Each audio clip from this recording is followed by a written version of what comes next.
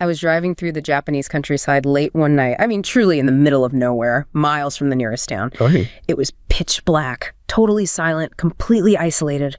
And then I round this corner and there's just the soft electric glow. It's standing all by itself in a rice field. In a rice field? In a rice field. So I pull over and there it is. A fully stocked vending machine. No cameras, no iron bars, no heavy locks. Wow. Just a thin sheet of glass between me and all these drinks. And a cash box you can see is just full of yen notes.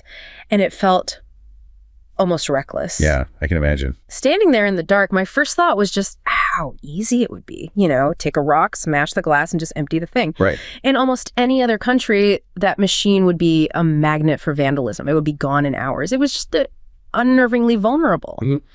But then seeing that lonely machine, it triggered this memory from my last trip to San Francisco. Okay. I was in a pharmacy just trying to buy a tube of toothpaste, a $3 item, and I couldn't touch it. It was locked up. Locked behind this heavy plexiglass case.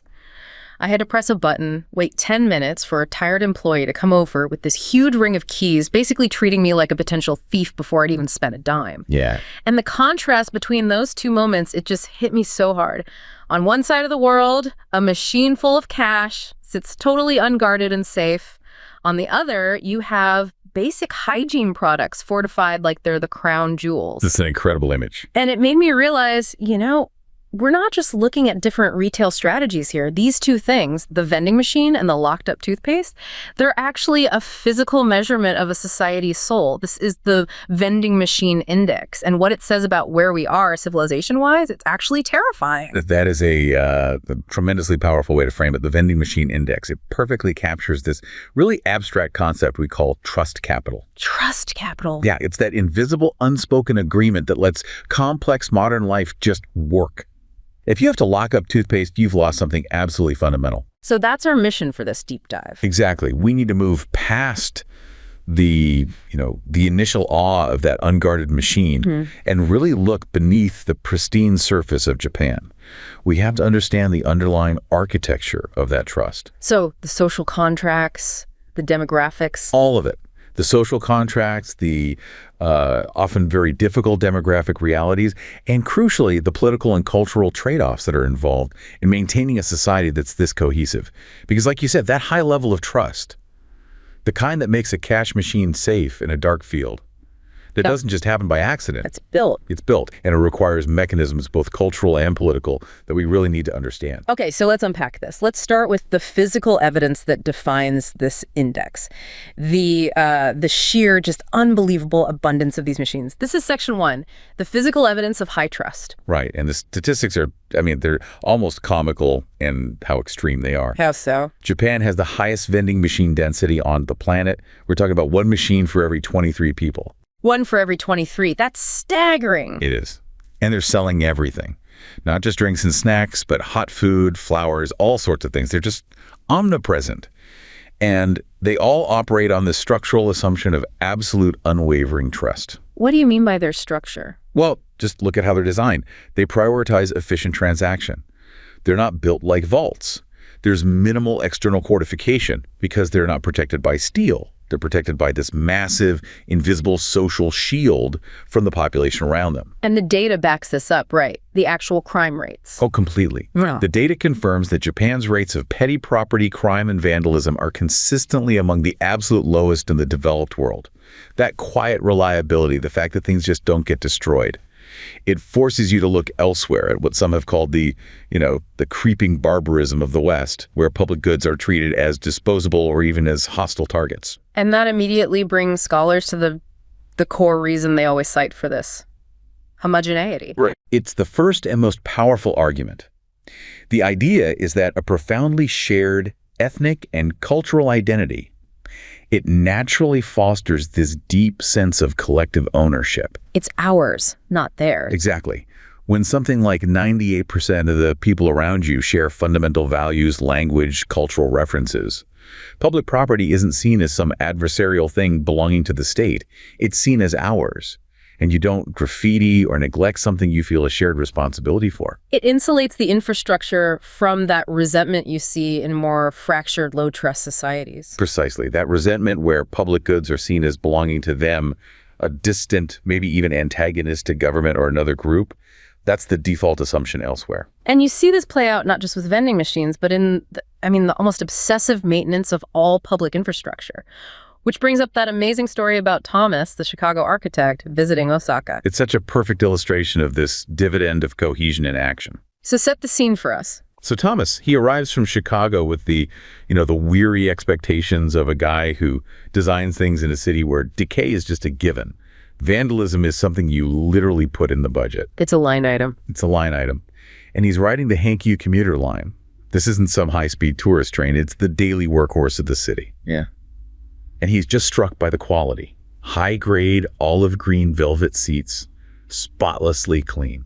And then he sees this tiny flaw. Yeah, he calls it a micro-trauma in the system. A tiny, fresh, quarter-inch tear in the velvet on his seat cushion. It's the first broken window. The kind of thing that in Chicago would be ignored until it became a foot-long rip, spilling out all its stuffing. So what does he do? He deliberately comes back to that exact same train car the next morning. He's expecting, at best, maybe a clumsy patch, more likely just nothing at all. But that's not what he finds. Not even close. Yeah. He sits down, and the entire seat cover is gone. Not patched, not fixed. The entire section, top to bottom, had been replaced with pristine, brand new velvet. The system had aggressively corrected this tiny flaw overnight. He said it felt like a glitch in the matrix. It's a perfect phrase, because that level of instantaneous, aggressive perfection is just. It's economically and socially non-existent in the low-trust world he's used to. In his experience, public spaces are treated more like battlegrounds, where wear and tear is inevitable and often, accelerated. So what's the key insight there? It's not just about keeping things looking nice. No, not at all. It's an economic philosophy that's rooted in trust. It signals a collective agreement. We treat this shared space, this train, this sidewalk, this vending machine, with the same meticulous care as a private living room. It's the broken windows theory in reverse. Fix the small things immediately. You fix that tiny tear immediately, and you prevent the psychological signal from spreading that neglect is okay. But, and this is the trade-off he noted, maintaining that unified vision. Yeah. It requires very little tolerance for variation or divergence from that shared norm. And that structural unity, that's what brings us to the research that really tries to drill down into the mechanics of trust. It separates, just similarity from true homogeneity. Yes, so sociologists and political scientists, they look at two main camps here. The first is the similarity hypothesis. Pretty intuitive. They trust people who are like me. Exactly. People who look like you, share your background, part of your in-group. It's a very localized, individual calculation. But the research, especially when you study these high-trust environments like Japan, gives much stronger support to the homogeneity hypothesis. So explain that difference. Why is the context more important than the individual? The homogeneity hypothesis suggests that the context itself is the real engine here.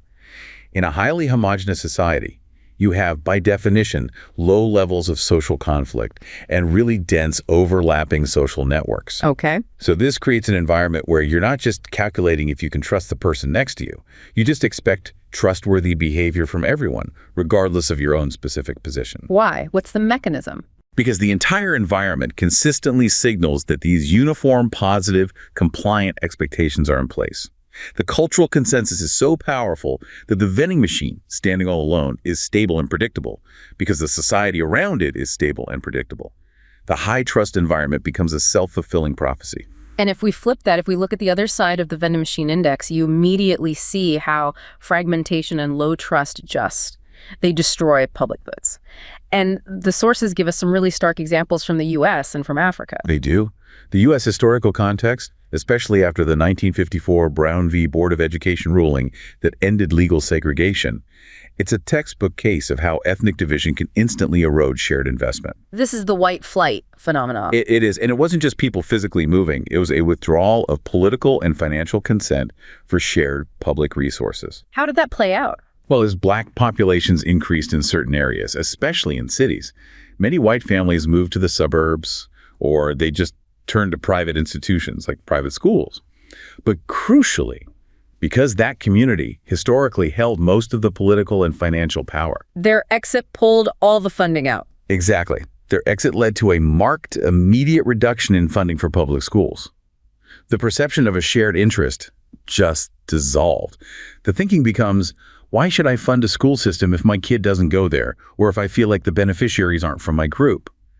The investment in that shared resource just collapses. So fragmentation doesn't just create tension, it's a powerful economic tool for destroying public goods.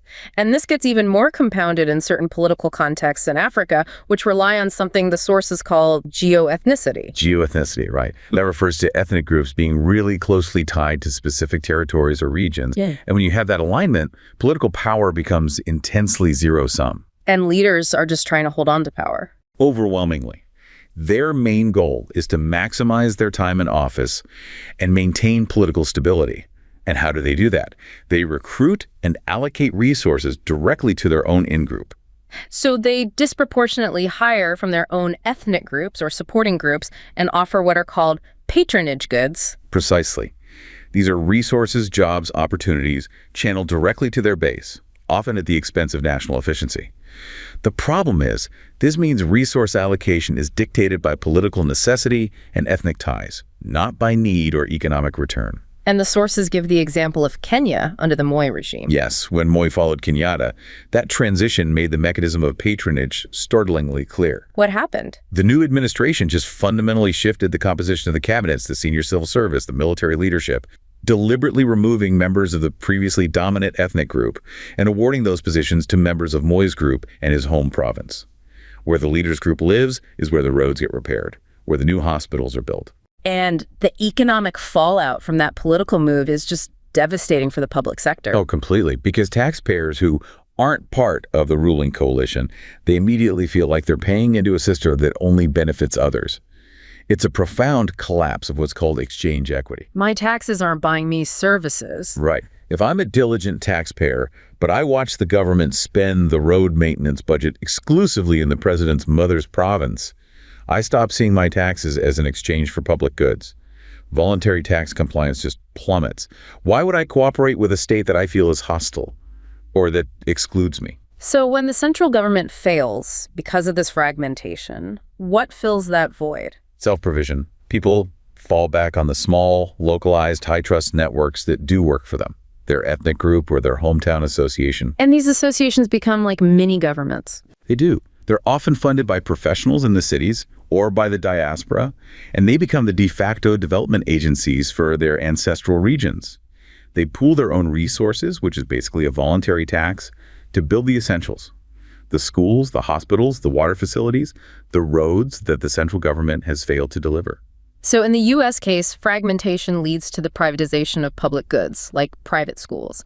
In the African context, it leads to the ethnicization of public goods through these hometown associations. Exactly. And both are reactions to the failure of generalized national trust. Compare that to the Japanese model. In one place, you need an ethnic association just to build a basic hospital. In the other, you rely on this invisible, internalized force to protect a lone machine full of cash in a dark field. And that invisible force. That's our perfect transition to Section 2, the psychological firewall. Right. We're moving from the physical infrastructure of trust to the psychological infrastructure that protects it.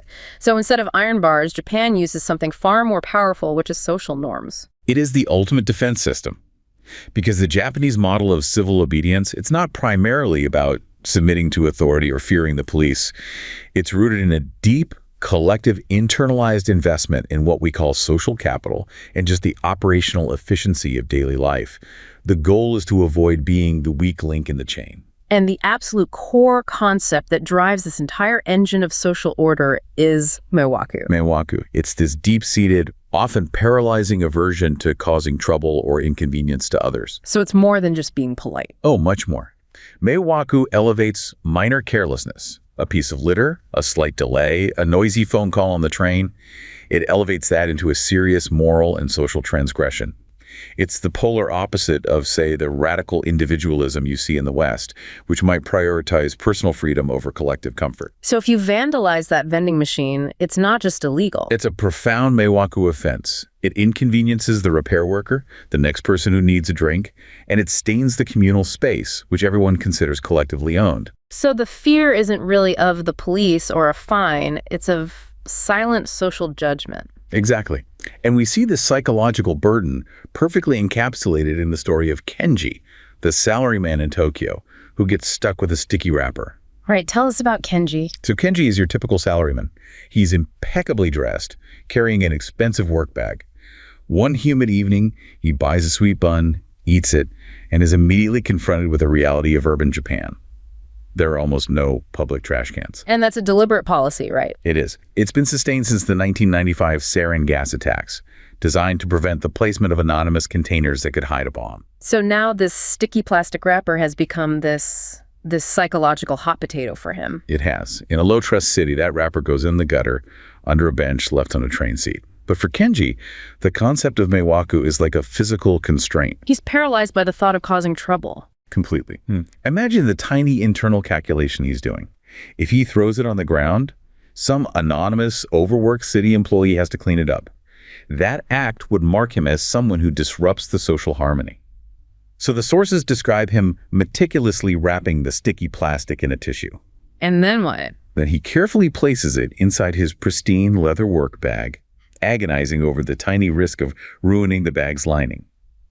And he carries his own personal garbage for 45 minutes on his commute home. 45 minutes. All because the social cost of littering is so much greater than the minor inconvenience to himself. That is just an incredible level of self-policing. It shows you that the streets of Tokyo are clean, not because the city has an army of sweepers, but because millions of citizens are acting as their own micromanagers and compliance officers. It is an internalized burden. Order is maintained because the citizens voluntarily impose this heavy psychological cost on themselves. And that's central to the Japanese social contract. They trade the freedom to be careless for a society that functions with near frictionless precision and offers that profound luxury of psychological safety. The vending machine index. And this high level of self-policing is really the hallmark of what's called a shame culture, which operates very differently from the guilt cultures that are more common in the West. That distinction is absolutely vital. In a guilt culture, which is heavily influenced by Judeo-Christian ethics, your moral monitor is internal. You feel bad if you violate your own conscience. It doesn't matter who knows. The judgment is from you to you. But in a shame culture? In a shame culture, the fear is of the external gaze of the community. The moral compass is calibrated by social perception. What will other people think? And what's the ultimate punishment for violating those norms in a shame culture? The risk is social death.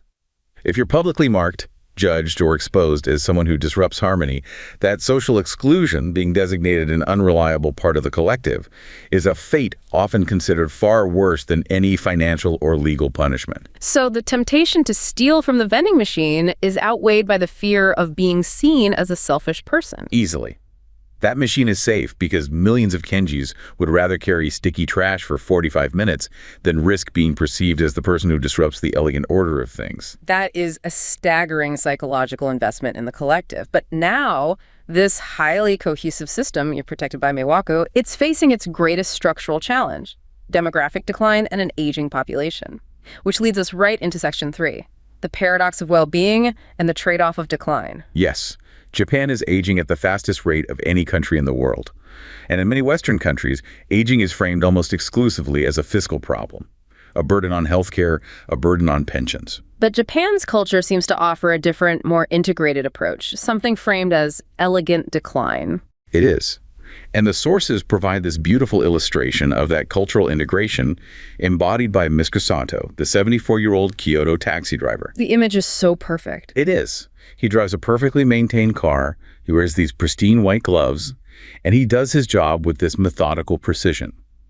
He exemplifies the shokunin, the craftsmanship spirit, but he's applying it not to making swords or pottery, but to the service industry. In an individualistic society, you might see an elderly person driving a taxi and think something else entirely. Well, I mean, think, oh, he must desperately need the money.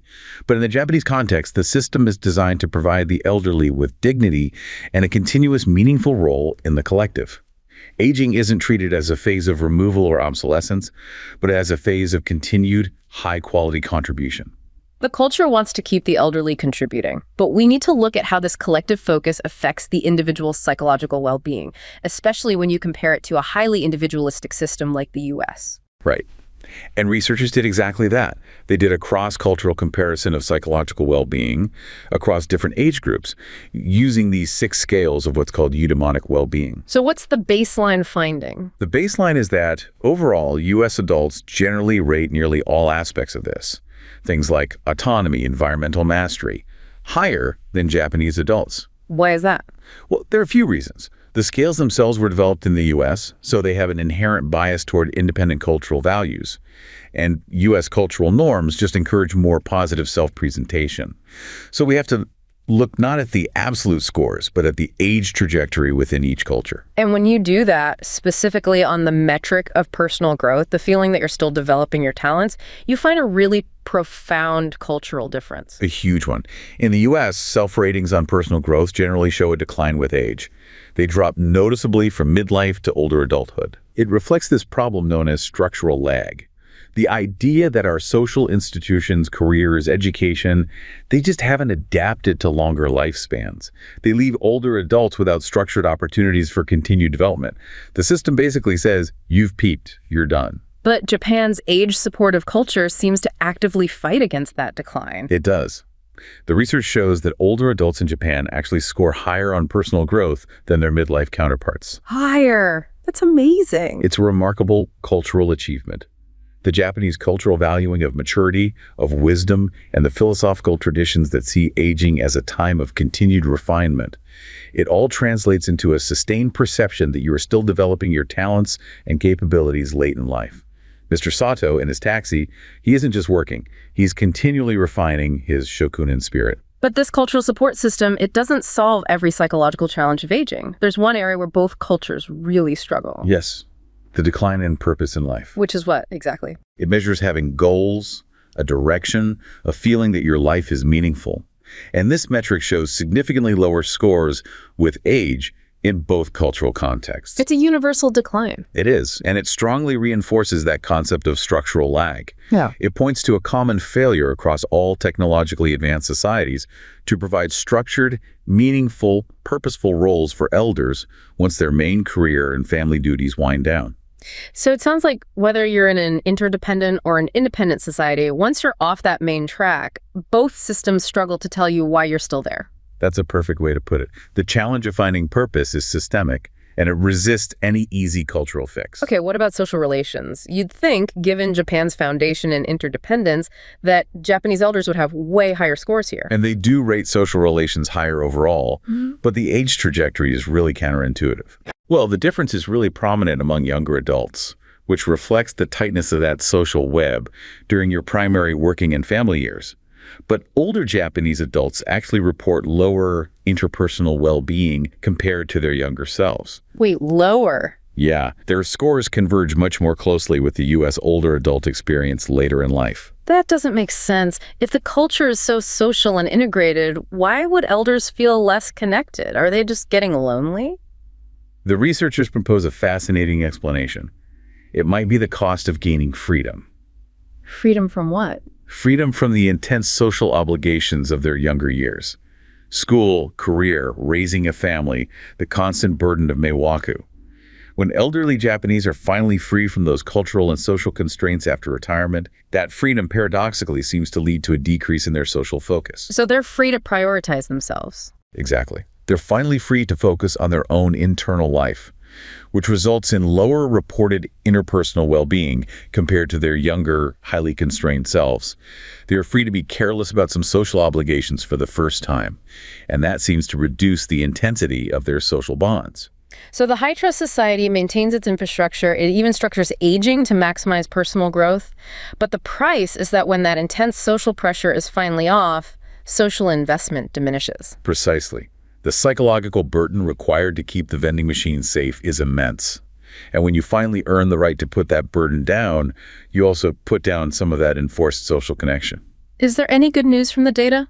There is. The final shared piece is positive. Older adults in both cultures reported age-related gains in what's called hedonic well-being. So higher positive feelings and lower negative feelings than younger adults.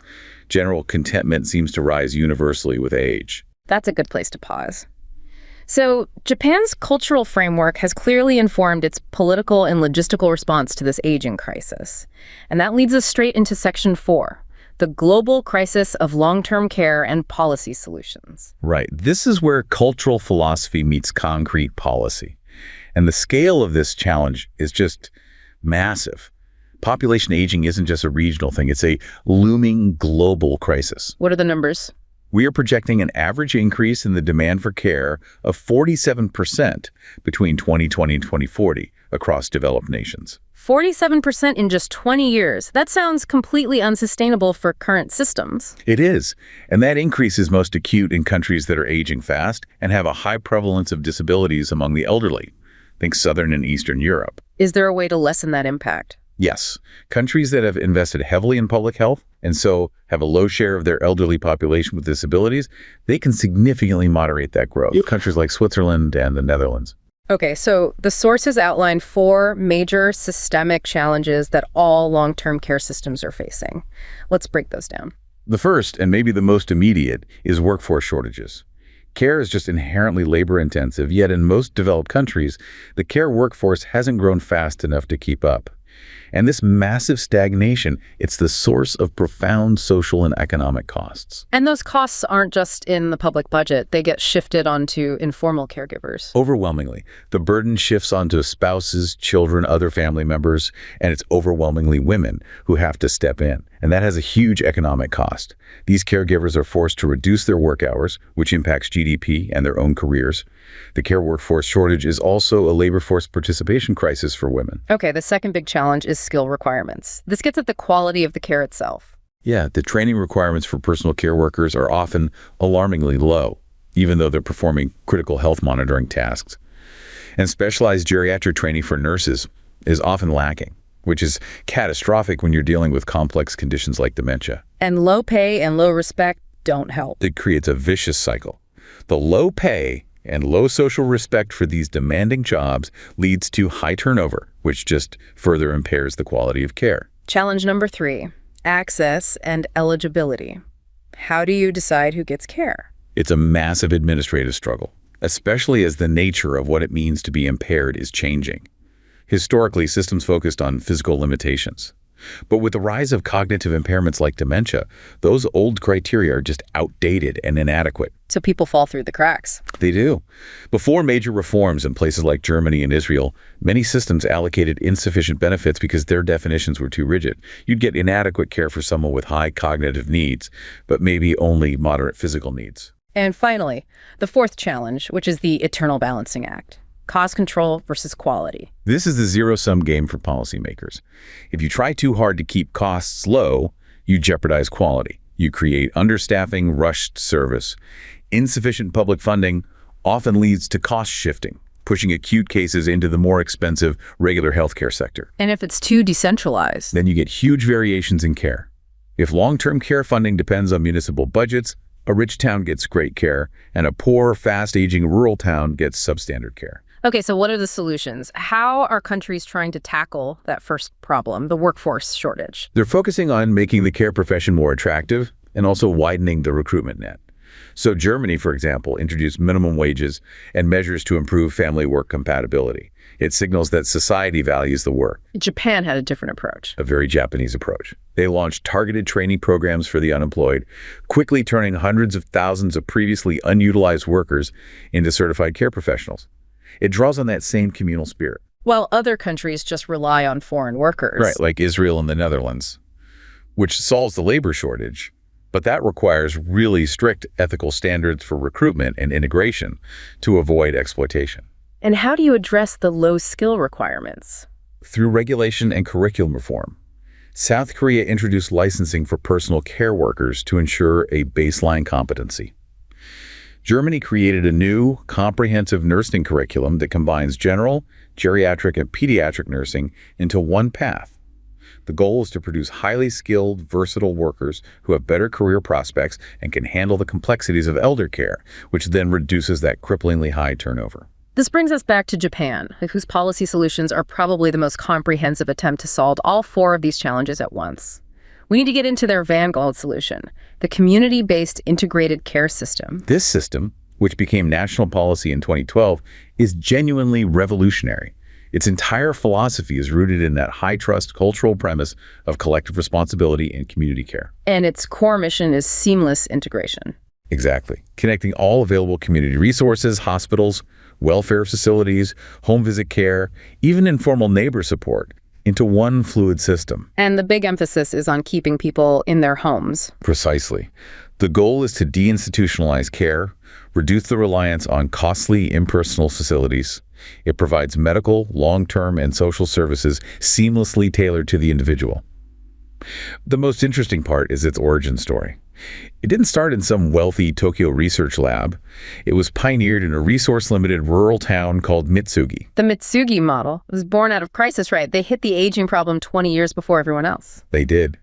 Starting in 1974, Mitsugi was aging rapidly, and the head of the local hospital, Dr. Yamaguchi, he recognized the system was failing. He saw patients being discharged from the hospital only to become unnecessarily bedridden at home because of fragmented follow-up care. The medical service didn't talk to the welfare service, and neither talked to the community. So what did he do? His solution was radical and very practical.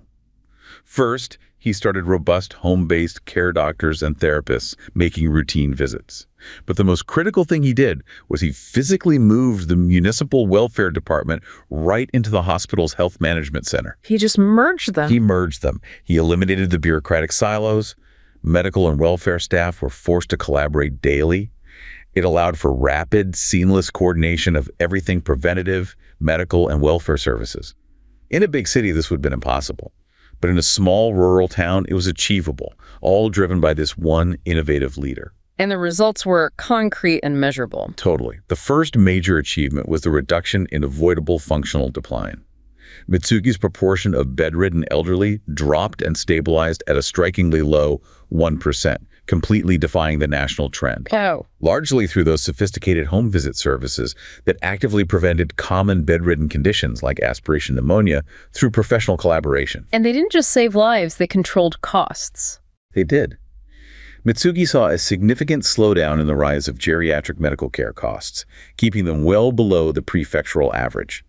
They successfully shifted the focus from high-cost, acute hospital care reacting to illness to cost-effective, community-based prevention and early intervention. What's so fascinating is that it proves a reversal of the typical policy flow. Right. A solution born out of necessity in a rural, resource-limited region successfully diffused to become national urban policy. It challenges the traditional idea that innovation only flows from capital cities outward. And its success relies heavily on leveraging that cultural high social capital we talked about. Absolutely. The Mitsugi model actively recruited volunteers for hospice and hospital support, which strengthened the psychological cohesion among the residents. This wasn't just free labor. It was a mechanism for creating community bonds. And when the community bonds strengthened, the outcomes improved. Exactly. Increased community awareness led to higher rates of participation in preventative health checkups. When more people get checkups, the incidence of acute diseases falls, healthcare costs are moderated, and fewer people become prematurely bedridden. The community effectively acts as a preventative arm of the care system. The vending machine index concept applies here too. The collective effort is the invisible shield protecting the health infrastructure. So when the Japanese government took this national, how did they adapt it? Because a huge city like Osaka can't just copy what one doctor did in a single hospital. That's where decentralization comes in. After 2005, the government established community-based integrated care centers in every district. These centers are staffed by public health nurses, social workers, care managers. Their job is to implement the framework: preventative care, outreach, counseling, continuous care management. But they have local control. That's the crucial detail. While the framework is set nationally, the implementation details are left to municipal discretion.